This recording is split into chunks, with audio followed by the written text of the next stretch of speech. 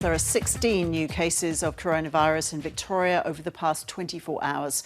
The state's health minister and chief health officer have just held a news conference as the state grapples with a spike in COVID-19 cases. Reporter Stephanie Ferrier is monitoring developments in Melbourne and she joins us now. Hi there, Steph. So what are the latest details? Yes, good afternoon, Ros. Well, as you mentioned, there are 16 new cases in Victoria that have been detected. They include another Black Lives Matter protester, a toddler at a childcare centre in Melbourne's north, as well as another teacher that was in Caroline Springs in Melbourne's west as well.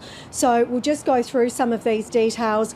Of the 11, there is a net increase of 11 actually since yesterday, because some of those have been reallocated and removed due to duplication. So the 16 is actually officially 11 once you take that into account. Of the 11, we got told that 6 are linked to outbreaks. 4 are among returned travellers who are currently in hotel quarantine. 5 were picked up during routine testing and 1 remains under investigation. Now, what is really worrying health authorities here is that the number of community transmissions, that is the number of cases where health investigators have not been able to actually pinpoint an exact cause, has jumped by 12. So that is quite a significant increase in the number of community transmissions. Now, there's 125 active cases, 9 are in hospital. That's also a jump up, and 2 of those are in intensive care. Now, of some of these cases, we have heard that there are 2 new cases that are linked to the Albanvale Primary School in Caroline Springs, which is in Melbourne's west, and that brings the total number of cases there to 3. Now, Jenny Mikakos, as you mentioned, the Victorian Health Minister, has just been talking about this. Let's have a listen to what she had to say about this particular cluster. We have been concerned that some people may be taking some risks with their health and with the health of others by still going out into the community, even though they might have gone for a test, they haven't yet received a test result, or may have been identified as a close contact. If you go and get tested, you must stay at home until you receive your test result. Typically in recent weeks, that's now come down to around about a 2-day turnaround. So we ask people to take this very seriously, because you could be infectious and could be spreading the virus to others in the community. I guess the message is not that you shouldn't have concerns outside of these LGAs, or indeed across all of the areas of the LGAs. Yes, there is a more granular risk within them, and our intelligence team understand that and will dig into it more and more as new cases emerge. And so we can say more definitive things, and we'll target our testing and our actions and door knocking and community engagement based on that more granular picture. But in terms of a message, we don't want to say only think about these spots or avoid these spots and be complacent everywhere else. So that's Victoria's Chief Health Officer, Professor Brett Sutton, speaking there. Now, just in terms of those other cases that they know about, there were 2 further cases linked to the H&M shopping centre in Northland. That brings that cluster to 4.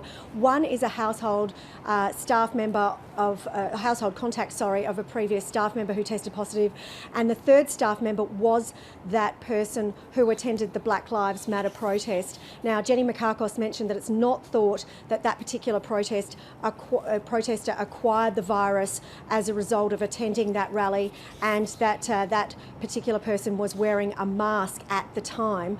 Now, there is another case as well at a childcare centre in Melbourne's north. This is a toddler who attended the Great Beginnings nursery in Reservoir while infectious, so that centre has been closed while they undertake a deep clean and try and determine close contacts of that toddler as well. OK, Steph, thank you. That situation in Victoria is worrying the premiers of other states, which have far fewer reported cases. In New South Wales, there have been 2 new cases, while in Queensland, there have been none. Reporter Jessie Dorset joins us now from Sydney. Jessie, tell us about what's happening in New South Wales, firstly. Ros, almost 9,000 tests were taken in New South Wales in the past 24 hours. They've detected 2 new infections. One is a return traveller in hotel quarantine, so that's nothing to worry about. That's the system working as it should. But the other is a man in his 30s in Western Sydney. And so authorities say that he hasn't recently travelled and he hasn't recently attended any mass gatherings like a protest. So where did he get COVID-19? That's something officials are desperately trying to work out because it means coronavirus is still in the community.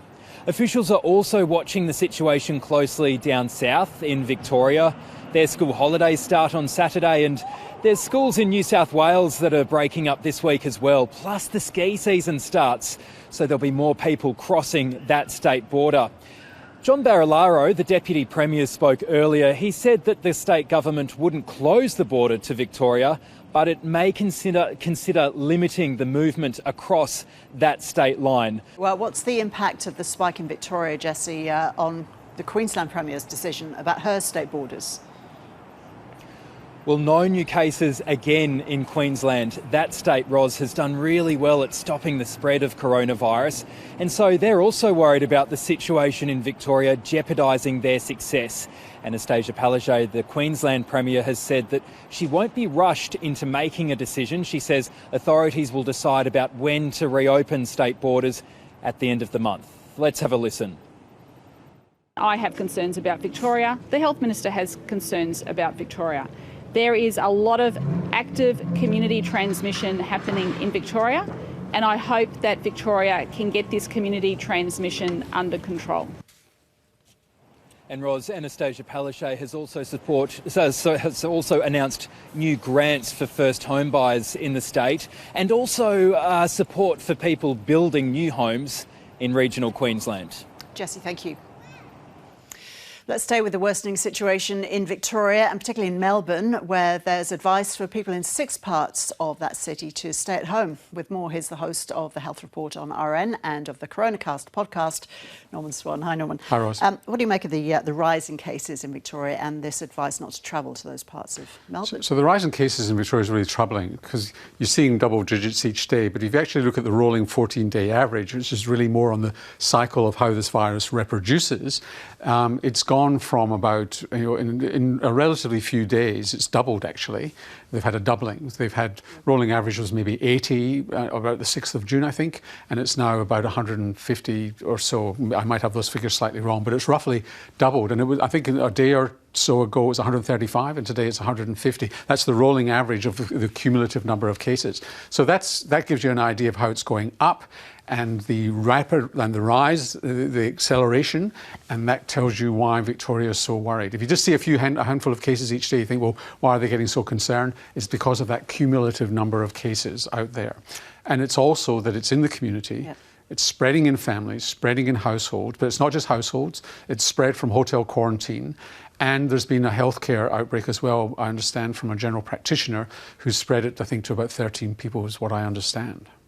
What about these virus hotspots in parts of the city of Melbourne? How should the government handle this, in other words? Well, far be it from me to tell them how to handle it, but they're doing this textbook stuff. So when you've not got a mass pandemic out there, we've kind of controlled that, and you've got outbreaks, textbook tells you, you find the case or the cases, you ring it around maybe a 5-kilometre radius, and then you intensively test and seek out cases in that area. And you might go to partial lockdown or stop people moving around so that you can control the case. That's how we controlled smallpox. It's how we can control this one. But, compared to centuries gone by, people can catch a tram or a train and go from Darebin into the city. You know the story. It can spread quite dramatically from there. So does this add to the argument then for people to wear masks, especially on public transport? Cannot understand why we are not insisting on masks throughout, particularly New South Wales and Victoria. It's been shown by WHO and others, good review, is that it can cut down the spread by 60 or 70%. And we are at a high-risk situation where we're coming out of restrictions. At a national level, they've always been against masks, same way as they've been always against shutting down schools. Don't know what they're worried about by doing this. If we went to masks where we can't socially isolate easily, indoors, public transport, office spaces, malls, we cannot open cinemas and allow people to go in there without masks on. Just can't do it. This is mad stuff. particularly in Victoria, but here too, in we're speaking New South Wales. Other states could probably be a bit more relaxed, like Queensland, where there's almost no virus around. But we should be insisting on masks as we come out of this. You may only have to do it for a month or so, but it could make the difference. A lot of talk about the implication of the spike in Victoria on other states and borders. What are the implications and the threat, if we want to use that word, to other states? Well, it's hard to know exactly what the right answer here is, but if Victorians are saying, if the Victorian government is saying to Victorians who live in Darebin, try not to travel out of Darebin, it's pretty hard not to say to Victorians, don't travel out of Victoria. So, there's not a lot of virus around, it's just increasing rapidly, and we need to be prudent. And I'm not quite sure what the story should be about borders, but we need to be very careful. More on the health report tonight on our own at 5:30. Yes, see you once again. And 7:30 tonight as well. And 7:30 tonight. Yep. See you then. Norman, thanks. You're welcome. Brazil's health ministry has confirmed that the number of coronavirus deaths in the country has passed 50,000. It's the second highest death toll from COVID-19 in the world after the United States. More than 1 million cases of the disease have been recorded in Brazil, but it's believed the real figure is much higher because of a lack of widespread testing. The all-important reproduction rate for COVID-19 infections in Germany has risen to nearly 2.9. The number, which represents how many others one confirmed case will infect, jumped by more than 1 point in a day. The rising case numbers reflect a number of outbreaks across the country, the largest being at an abattoir in the state of North Rhine-Westphalia. More than 1,300 infections have now been detected there. Authorities are refusing to impose a lockdown, saying the cases are confirmed to the meat workers and their families.